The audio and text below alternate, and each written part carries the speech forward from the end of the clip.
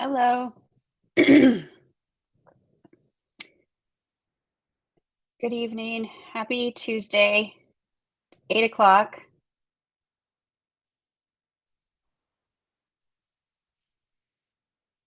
I'm going to give this a minute to start up. We're streaming it on the Facebook page, Awake Illinois Facebook, and also YouTube. So we'll give it 1 minute. If you can hear me okay, just make a quick comment, thumbs up.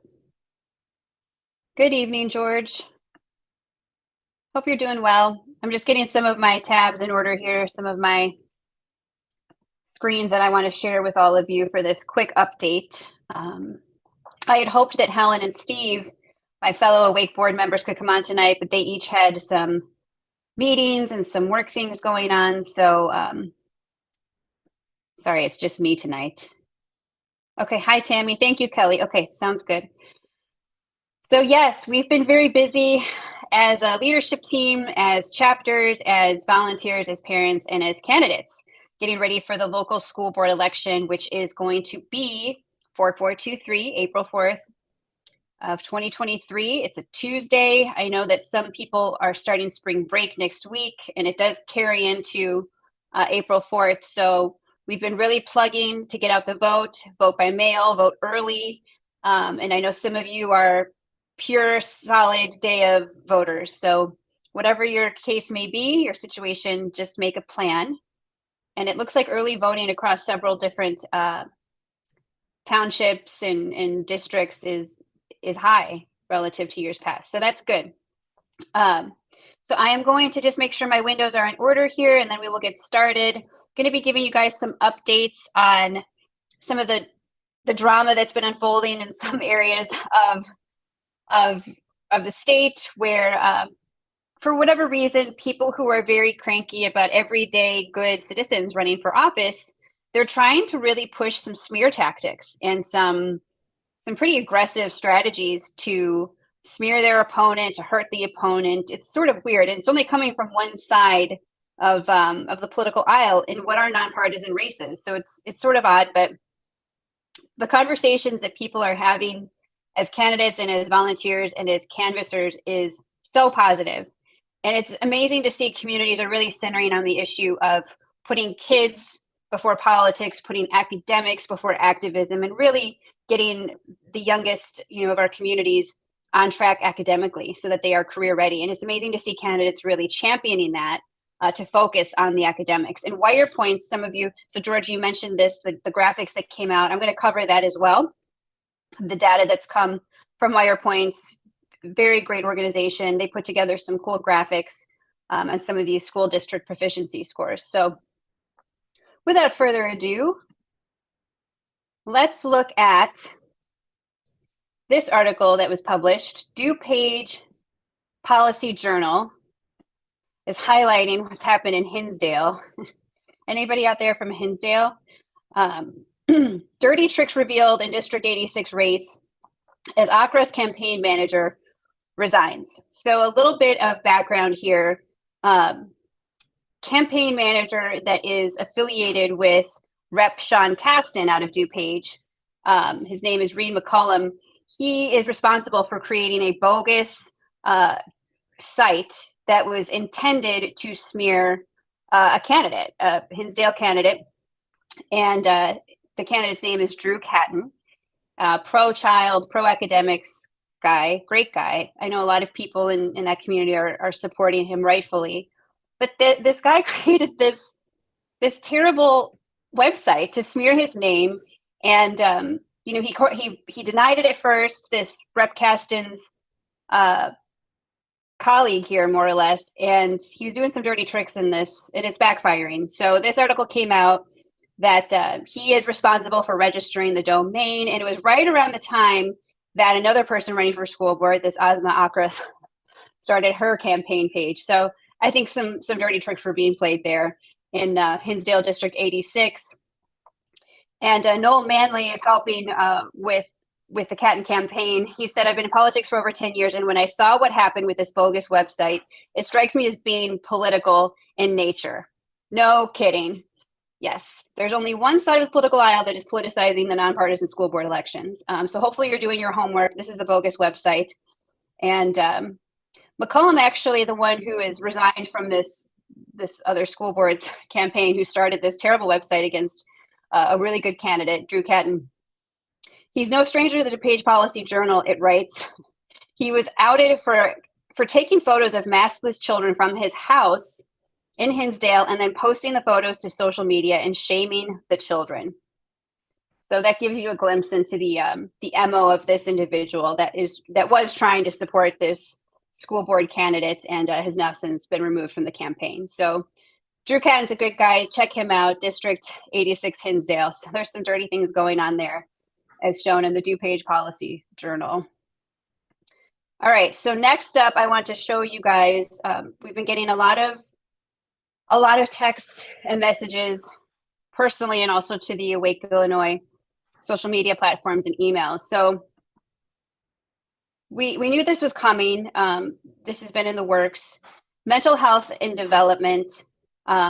This is going to basically give public schools the right to offer counseling services during school hours to minors. So it's important to take a look at this statute. Some parents may be caught unaware, and there is case law happening right now in real time in America. One case out of Florida, a couple of parents they found out in the nick of time, but they were made aware that counselors were working with their child behind their backs on this type of counseling discussion that we're hearing a lot about in the news, which is, do you want to change your pronouns? Do you want to change your name? Do you want to change, your biological sex socially, right? I'm a boy, but now I want to identify as a girl, or I'm a girl and I want to identify as a boy. And these private conversations could be happening. So it's really important to go through and take a look at the statute. Just the beginning of it, I'll read it to you. Minors 12 years of age or older request to receive counseling services or psychotherapy on an outpatient basis. And it goes through the different bullet points in sort of the algorithm of how this could happen. So they could get up to 12 weeks of 1 hour sessions in school without a parent knowing.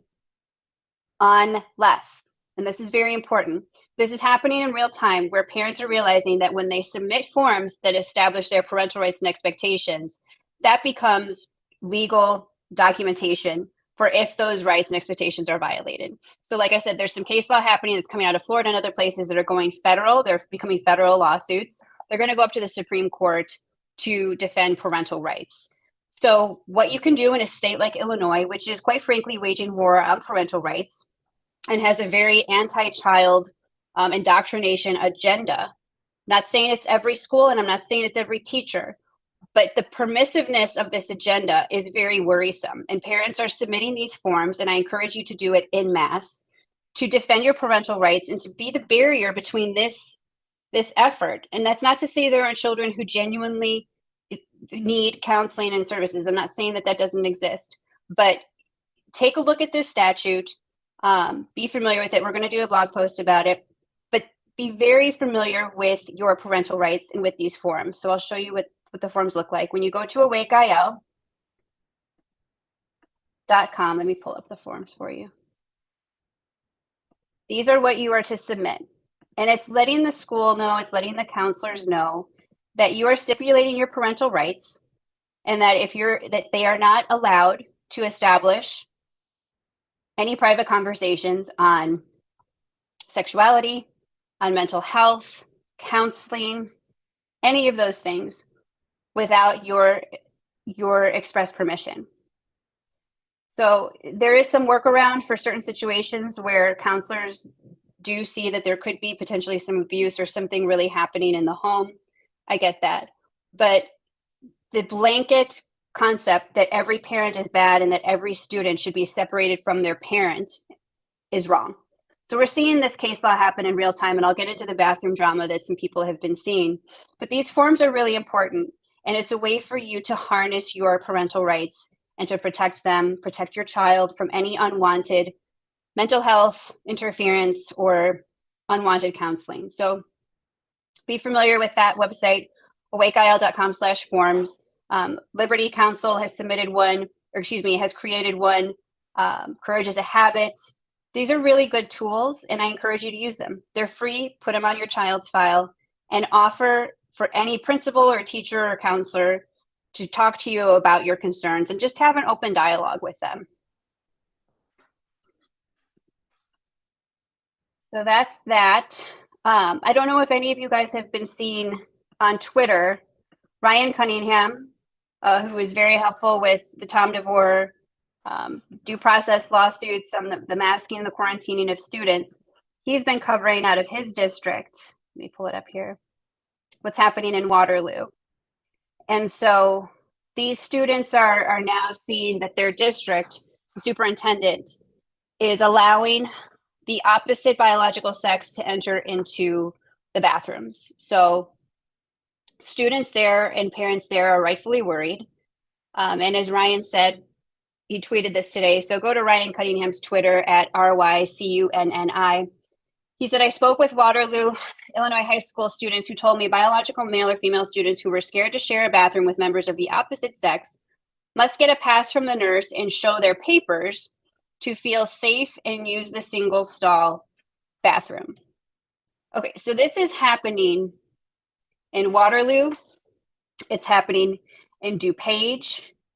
It's happening around the state. And it's really interesting, the language that's being supplied by school districts as to why they are allowed to do this. I am not a lawyer. I defer to legal experts.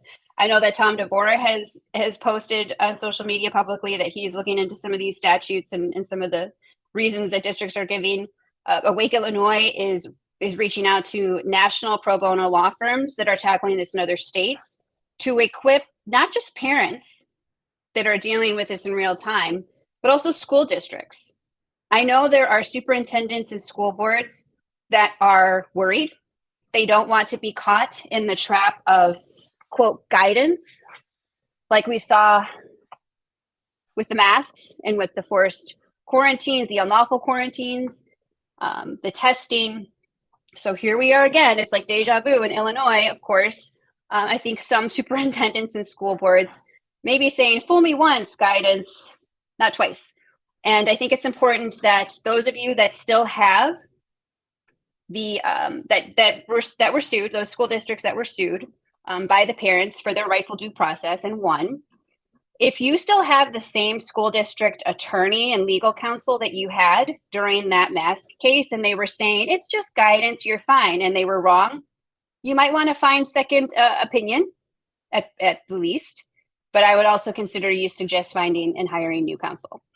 So Awake Illinois is definitely pursuing options for not just families, but for school districts to tackle this, quote, guidance and likely the coercion that you may be experiencing in your communities. So we at Awake Illinois are we're firm believers in privacy and right to privacy of biological sex in the bathrooms. And we're very sympathetic, this is important, sympathetic to children that are struggling in any way, shape, or form. It is only right to follow the law, number one. And because we're dealing with this in real time nationally, the court is going to be the deciding factor. But hang tight on that. I know there's going to be more coming out, and I'm sorry for any staffer in these schools that's dealing with this drama. It's a sensitive topic. I understand that. And again, we'll defer to the legal experts on this. But Wake Illinois is fully open door policy. If you need our help for anything, like I said, we're pursuing some pro bono options possibly to help in Illinois. So keep your eyes on Waterloo, and any other updates we can give on that front, we will share, and any resources to help as well. Oh, the wire points. Yes, I'm going to show that. So with these upcoming local races, I know there are a lot. There's city council, there's mayor, there's library, there's all kinds of things. When it comes to the schools, Wake Illinois really burgeoned from our concern over what's happening in education. And so it's been 2 years really of preparation to get our kids back on track with leaders that are going to be critical thinkers, courageous, humble, and transparent and really put academics and kids first. And so many of you are running, and I'm so grateful to you that you're taking this lead because it's tough. It's tough. I think of any race right now on the ballot for local elections, the school boards are probably the most heated right now. People want to see their kids get back on track, and they don't want to see the political division. And it's been awesome to see that pro-community, pro-child candidates are doing excellent campaigning. They're doing a really wonderful job. They're getting hit with a lot of attacks, so many attacks. It's crazy. I thought it was bad when I ran in 2021. It's even worse now. So God bless them. They're staying strong. They're not letting the haters get to them. They're not getting distracted. Every door that they knock and that the volunteers are knocking on, the feedback is so positive. It really is. People are very hopeful that these kids are going to get back on track, and they really need to. wirepoints.org, the school district report cards that were posted, like they said, Illinois' education system is defined by poor results, high taxes, and little to no accountability. So these are the words we're hearing a lot, right? Like, where is the accountability? The district scores the proficiency scores have fallen so dramatically, and we pay how much in our property taxes? So where's the disconnect? I think a big part of it is that there's lacking leadership at the school board level. A lot of systemic issues, I think, too, top down, legislative wise, state board of education wise. Don't get me started on Tony Sanders being the new superintendent of the state board of education. A lot of leadership issues. But locally, there can be excellent leaders that are elected this April 4th. So make a plan to vote smart. But WirePoints is highlighting some of the proficiency scores, and they're so sad. So statewide, just 30% of students can read at grade level. Just 1/3 of our state. So 70% of Illinois students are not reading at grade level. 26% of students can do math at grade level. This is a sad state of affairs for Illinois education, but it's also an opportunity to do better by these kids. So school board leadership, be paying attention to what they're talking about on their platform. Are they talking about more mental health in the schools? Are they talking about race hustling in the classroom? Are they talking about feelings? Or are they talking about getting kids career ready and getting these proficiency scores elevated so that every district in this state can be focused on academic excellence? Do your research. Students reading at grade level by race. Only 39% of whites, 18% of Hispanics, 12% Black, 59% Asian. So the following proficiencies are equal opportunity, but it's not good. WirePoint says kids get passed along and graduate anyway, and yet teachers receive great evaluations. So there's a disconnect between the feedback to what's happening in the classroom versus the actual proficiencies of the students. So this is why getting back to basics, I think, is what you're going to see after Election Day, what people are really hungry for, rightfully, to get these kids back on track. Spending rises, taxes constantly increase, and home values suffer. A lot of really good conversations coming out of door knocking with close to retirees or current retirees. They are looking at their property values. They are looking at perhaps leaving Illinois, and they know that the proficiency of the schools are very much tied to their property values, and they're worried. They're also very compassionate. They're worried about the younger generation being failed by what we're seeing in education. So we need to turn it around. The spending per student, sometimes you'll hear, especially Chicago public schools, they love to say that. You don't give us enough money. Well, in Illinois, $17,293 was spent per student in 2020. That's federal, state, and local. We're one of the highest in the country per student spending. So knock it off with the we need more money. No, you need to spend it more wisely, and you need to get back to academics. Full stop.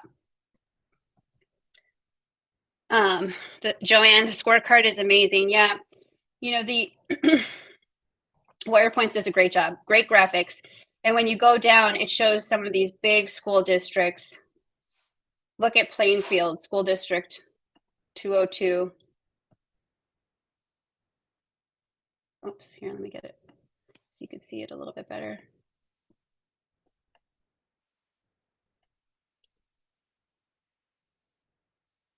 Can you see that? Well, Plainfield School District, just 37% of students can read at grade level, and just 30% of students can do math at grade level. The district data 2010 versus 2021, the property tax revenues went up 25%, the median home value went up 5%, student enrollment is down 8%. The operational spending per student is up 21%. So in 2010, $9,834 was spent, and now in 2021, $11,895, with only 37% reading at grade level. So we have to do better. Yeah, and like that bubble says, Illinois has the nation's highest property taxes and spends the 8th most per student in the country. Get engaged. That's true. And demand change. That's absolutely correct. When you go to wirepoints.org, take a look, see if your school district is listed here. But all of this information comes from the State Board of Education school report card 2022. So it's the most recent one. The sources are also Illinois Department of Revenue, U.S. Census data, and it cites their sources there. So take a look. I mean, statewide, it's just so sad. You go to all these high property values, typically high property taxes. Downers Grove High School, 99. Just 41% of students can read at grade level. 47% of students can do math at grade level. These are kids that are going to be going to either secondary education, whether it's college or career. They might start their career path early. These kids need help. They need better leaders at the school board level. Let's get back to academics. So take a look at these scores. We're going to be doing more coverage of these districts where parents and communities and taxpayers need to know the reality and the big picture of why these school board races are so very important. It's not about fighting the culture war. I'll say that again. It's not about fighting the culture war. It's not about choosing a side of the political aisle. All of these issues are purple issues. It's blending red and blue, whatever you are politically, together to say we're going to center on the issues for these kids. So don't make it partisan. I know that people who are typically involved in politics may get involved. They may support a candidate. That's great. But don't put our children below politics. We have to get academics first and foremost back on track for them. So wirepoints.org, take a look at that. Let's see. Any questions here, you guys, on any of that?